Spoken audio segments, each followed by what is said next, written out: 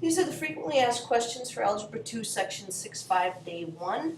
If you're looking for anything after problem number 63 from 6.4, Day 2, that's going to be on that 6.4, Day 2 video. This is just purely 6.5, Day 1. Starting with number 15. In order to solve number 15, what we need to do is gain access to the x, which means we need to square both sides. So 3x plus 4 will equal 16 because the square root and squaring are inverses of each other. Then we would subtract 4 from both sides, and 3x would equal 12, and we would divide both sides by 3 and get x equals 4. Like we talked about in class, what you always have to do with these is you have to check and make sure that you're not going to get an extraneous solution. So for number 15, we would want to plug that 4 back in and make sure it's going to work. So up here, 3 times 4 would give us 12. 12 plus 4 would give us 16, and the square root of 16 is 4. Keep in mind that we're talking about the principal root here because they already gave us that square root symbol. So it definitely checks out and it works. Then number 17, a similar situation, but you need to remember to isolate the radical. So that means we're going to add a 2 to both sides and get the square root of 6 minus 3x equals 2 before we do any squaring. So now we'll square both sides, and 6 minus 3x will equal 4. And we'll go ahead and solve this just like we would any algebra. We'll subtract 6 from both sides. So negative 3x equals negative 2. We'll divide both sides by negative 3, and x will equal 2/3. And again, at this point, you'd want to put it in and make sure that it's going to work. So we take our 2/3 and we put it back up here. And we will have 6 minus 3 times 2/3. Well, 3 times 2/3 is going to give you 2. So 6 minus 2 is 4. The square root of 4 is 2. And 2 minus 2 is 0. So this does check.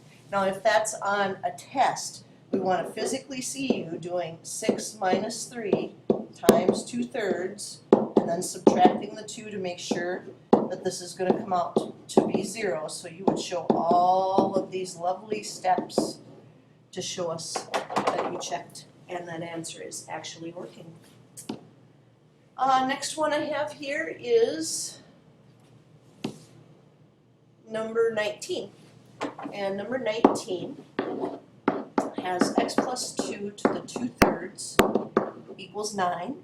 So what I have to do to gain access to that x is really, I'm getting rid of the parentheses here. The parentheses are for that power. So to get rid of the 2/3 power, I'm going to have to raise that to the 3/2, the reciprocal. My 2 didn't show up very well here, and it was hard to read my own writing, so there we go. And that'll be the 3/2 power. Now, I'm thinking about raising that to that 3/2 power. Pretty obviously, these two are going to cancel right out. But while I'm thinking about that, I'm recognizing, you know what, that 2 on the bottom, that's really a square root. And whenever we're doing square root, we have to do this plus or minus piece. So this is where I need that absolute value bar that we talked about in class, because when we raise that to the 3/2 power, we're really saying we're going to take the square root of 2 and then we're going to raise it to the 3rd power.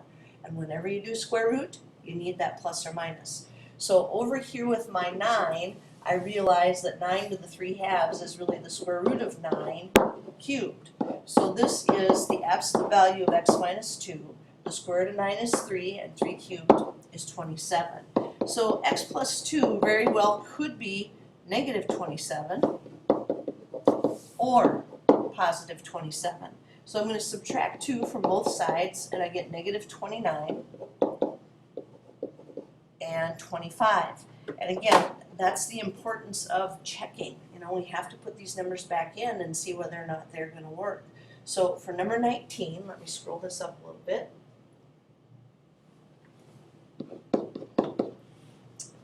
Number 19 had x plus 2 to the 2/3 equals 9.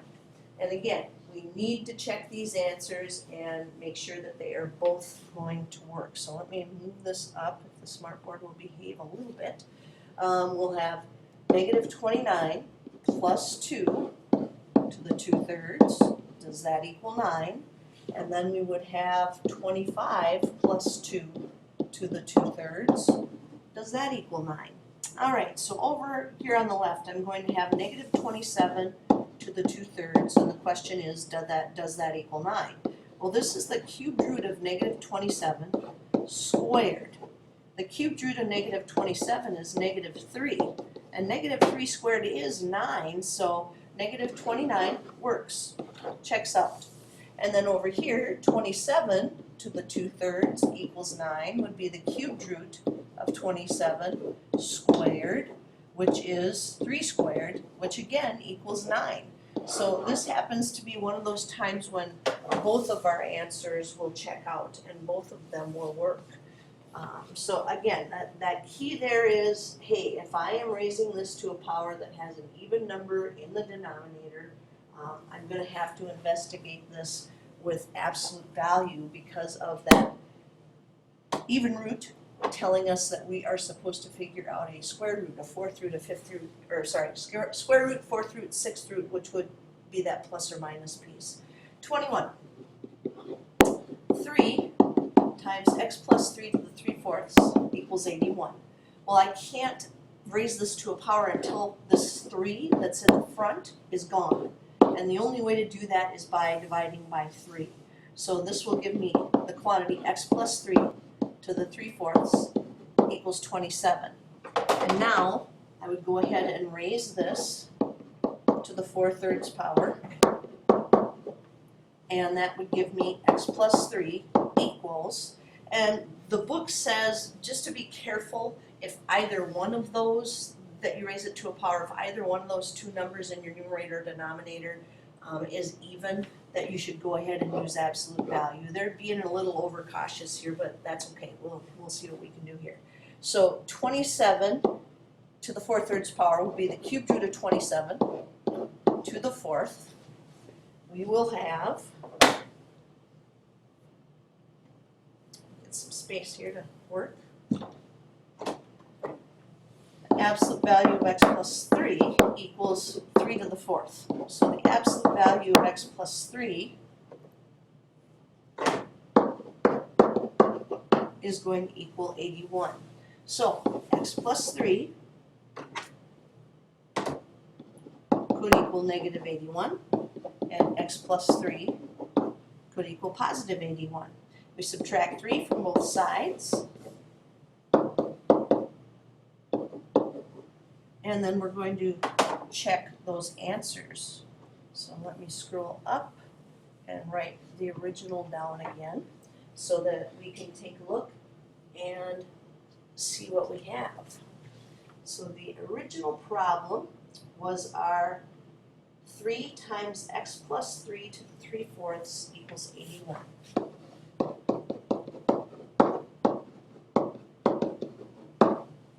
All right. And we want to check both of our answers in here and see whether or not either one of them are going to work. So, just double checking here. Yep, this was problem 21.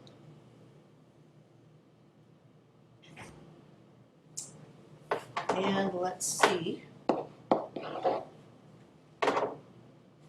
if our answers work. So 3 times negative 84 plus 3 to the 3/4 equals 81. And 3 times 78 plus 3 to the 3/4 equals 81. Those are the two of our answers that we want to check. And on this side, I see I'll have 3 times, and negative 84 plus 3 would be negative 81 to the 3/4 equals 81. And I already noticed a problem. I would be taking the 4th root of a negative, which is not going to have any real solutions. So that one's out. Isn't going to work. And again, you could put x not equal to negative 84, different ways to write it, but we know that that solution is not going to happen. 3 times 81 to the 3/4, well, that's different because that is a positive value. So we should continue on and check that out. That would be the 4th root of 81 to the third power. Well, the fourth root of 81 is 3. And 3 times 3 to the third is 3 to the fourth. And 3 to the fourth is 81. So 78 is the correct answer for that, for number 21. Now back up here, I think I had another one to work over with you here. Yeah, number 23 is another good example to go through. So 23 has 3 plus 4 minus x to the 3 halves equals 11. First thing to do is to get this 3 over to the other side by subtracting 3 from both sides.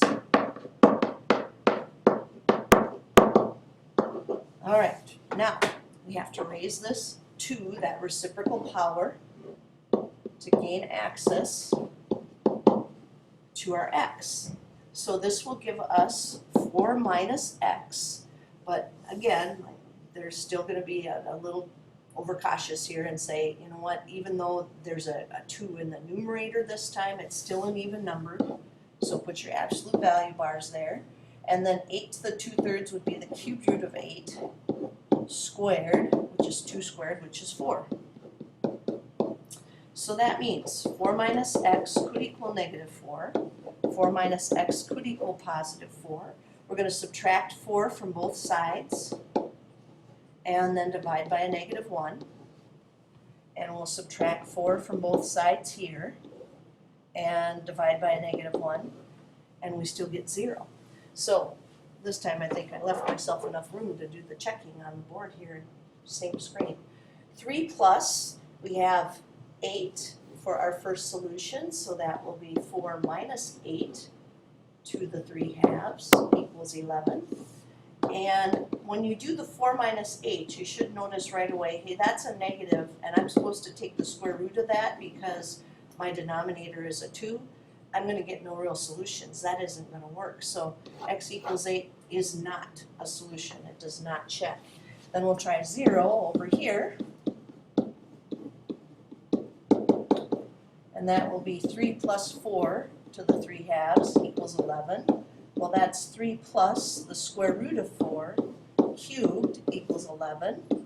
And the square root of 4 is 2, and 2 cubed is 8. So 3 plus 8 does equal 11, and this one checks out.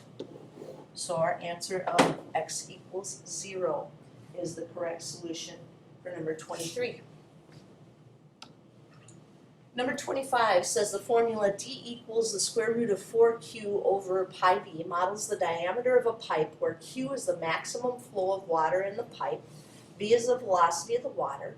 What is the diameter of a pipe that allows a maximum flow of 30 cubic feet per minute of water flowing at a velocity of 400 feet per minute? And round your answer to the nearest inch. This is really just a calculator problem, but you have to get everything in where it's supposed to go. So remember, Q stood for the maximum flow of water in the pipe. That's right here. And then we have pi on the bottom along with the velocity, which is v, and the velocity is 400 feet per minute. So this will give us the square root of 120 over 400 pi.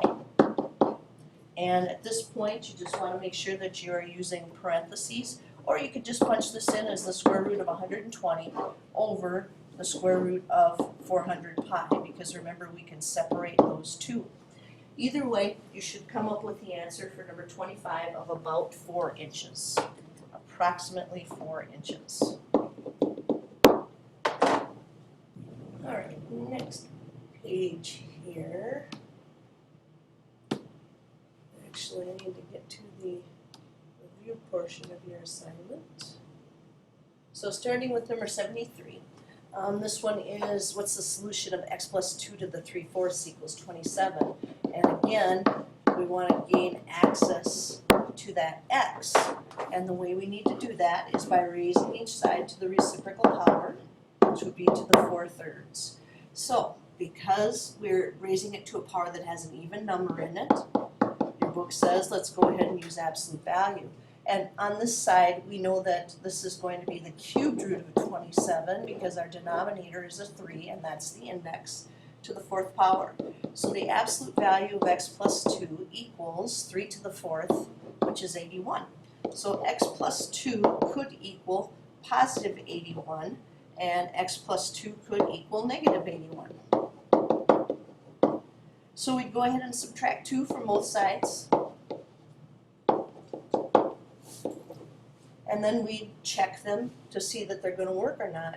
Well, pretty obviously. I mean, I've done 3 or 4 of these now. We realize that this negative, when we put it up here, we're going to be taking an even root of that, and that's not going to have any real solutions. So that one's out, which leaves 79 as the correct answer, which I kind of wrote over the top of there.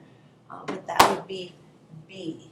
And this must have been in the, yeah, this was SAT problems. I was thinking that's not really review, that's the new stuff from today.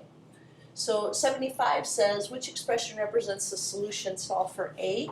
Well, best way to solve any proportion is to cross multiply. So we'd have x times the quantity A plus B equals CY or YC.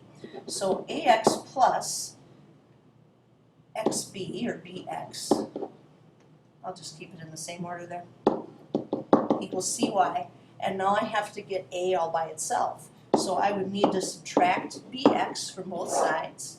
So AX equals CY minus BX, and then divide everything by X.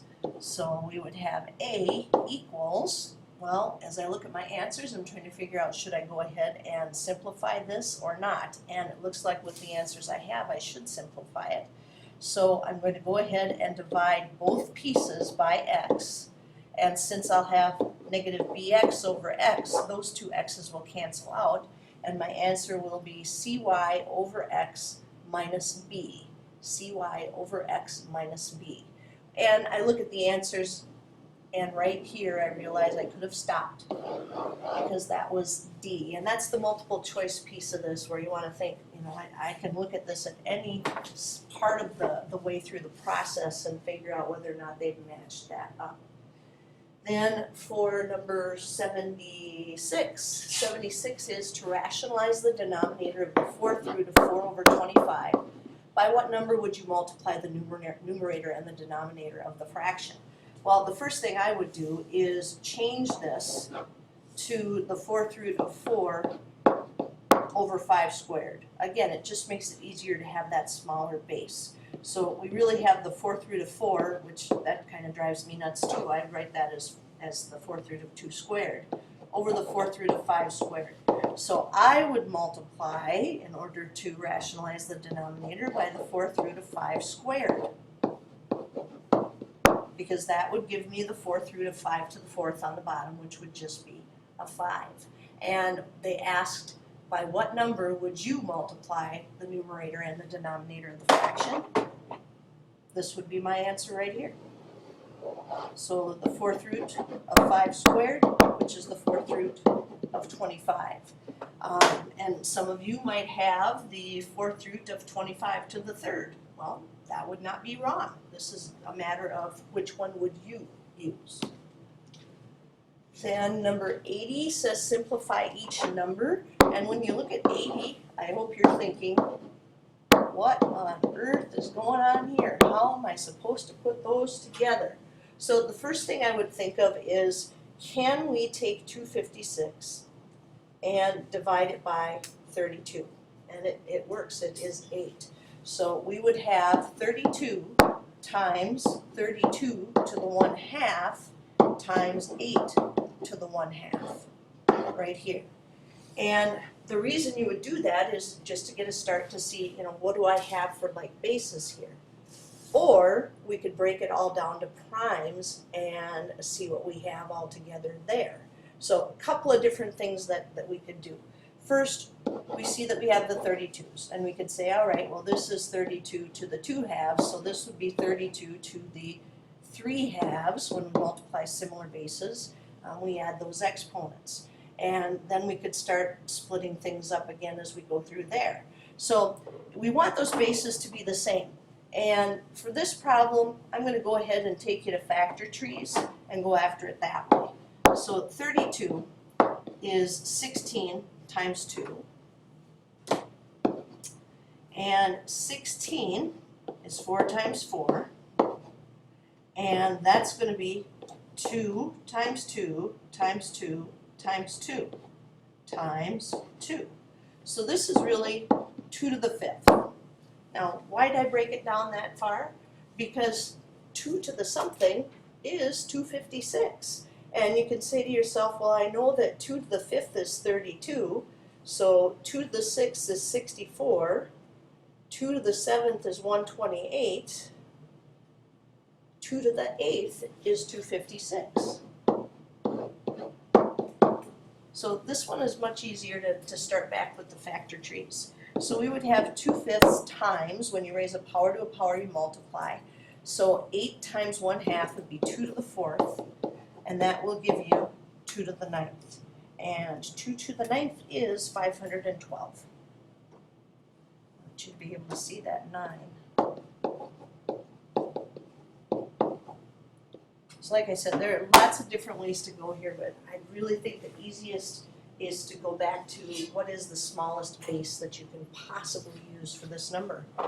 83 has 25 to the 1.5. Well, 1.5 doesn't help me, so I need to change 1.5 into an improper fraction, and that's going to be 3/2. Now that does help me because that makes me realize, hey, that's the square root of 25 cubed. That's 5 cubed, and that's 125. So that would be the answer to problem number 83. Then, number 84, I notice that they both have the same fraction power. So that means I can go ahead and take 6 times 12 and get 72 to the 1/2. But I need to think of this in terms of radicals so that I can simplify it. That's the square root of 36 times the square root of 2, which is 6 square roots of 2. The problem came with fraction exponents, so I really should write that as 6 times 2 to the 1/2 for the answer to number 84. And again, they went ahead and wrote it in your book as 6 square roots of 2. But we know that when the problem is given to us with fraction exponents, we really should be using fraction exponents for our answer. Now let's see if I had any more of these.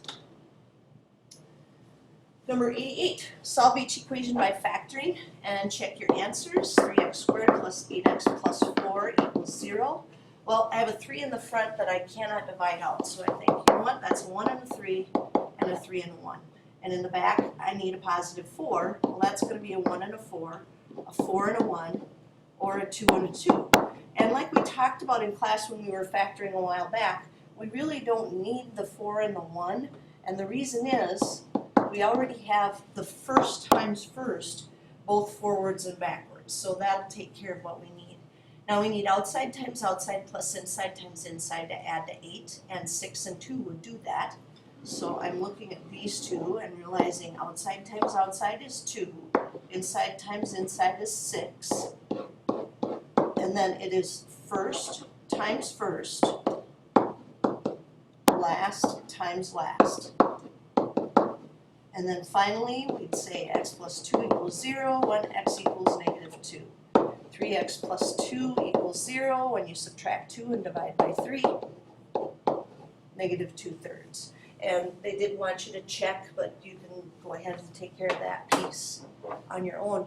Number 89, I noticed that the first term is a perfect square and the last term is a perfect square. So the first thing I'd be suspicious of is this a perfect square trinomial? And the way you check that is by taking what you've squared and multiplying those together and then taking it times 2. And if you get the middle term, then it's a perfect square trinomial. 3x times 2 is 6x, and 6x times 2 is not 15x. So this is not a perfect square trinomial, which means I need to go after this one the same way that I did the last one by finding those combinations of numbers that are going to work. So I do not have a greatest common factor I can pull out of this, which means I need to try 1 and 9, 9 and 1, 3 and 3. And in the back for 4, I have 1 and 4, and 2 and 2. So again, you start thinking, well, what combinations of numbers here would get me what I need? 12 and 3 would make that happen. So outside times outside right here is 12, inside times inside is 3, and again, you put them in the parentheses in that order of first, first, last, and last, and then set them equal to 0 and solve them. So this one would be a negative 1/3, and this one, 3x plus 4 equals 0, we would subtract 4 and divide by 3, so negative 4/3. And again, you would check both of those solutions. So number 90, I'm going to have to do a little erasing to fit that one on here. We have 4x squared plus 11x plus 6 equals 0. And again, you know, I see the 4x squared and think perfect square trinomial, but 6 in the back is not a perfect square. There is no greatest common factor that I can pull out of all of these terms. So I'm back to combo factoring, and I need all the numbers in the front that would multiply to 4, and then the numbers in the back that would multiply to 6. And then I need outside times outside plus inside times inside to give me 11. So thinking about these numbers here, we would need 3 and 8. And that is the outside times outside plus inside times inside combination that would make that happen. So we have first x, 4x, last 2 and 3. So if x plus 2 equals 0, well, then x is going to equal negative 2. And if 4x plus 3 equals 0, we'd have to subtract 3 and divide by 4, so negative 3/4. And like I mentioned before, I will let you go ahead and check those answers. The getting ready piece here asks us to remember domain and range. And in 91, I just wanted to remind you that the domain is the x values, and we go ahead and use set notation for those x values of 0, 2, and 4. Those Richard Nixon brackets are showing us that we have the set of numbers 0, 2, and 4.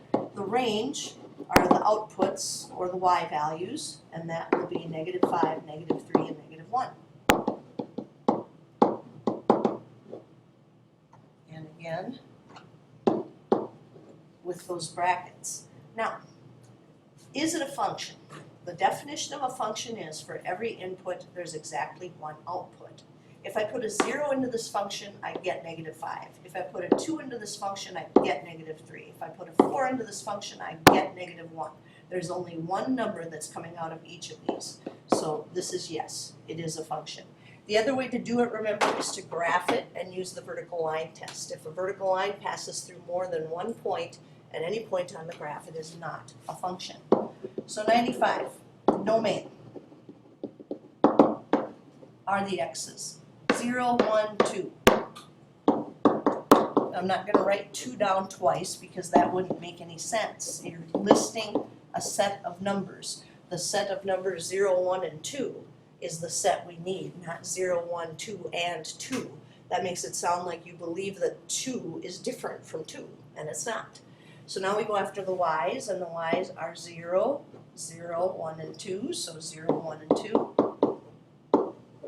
Is our range, and then we have to check to see whether or not it's a function.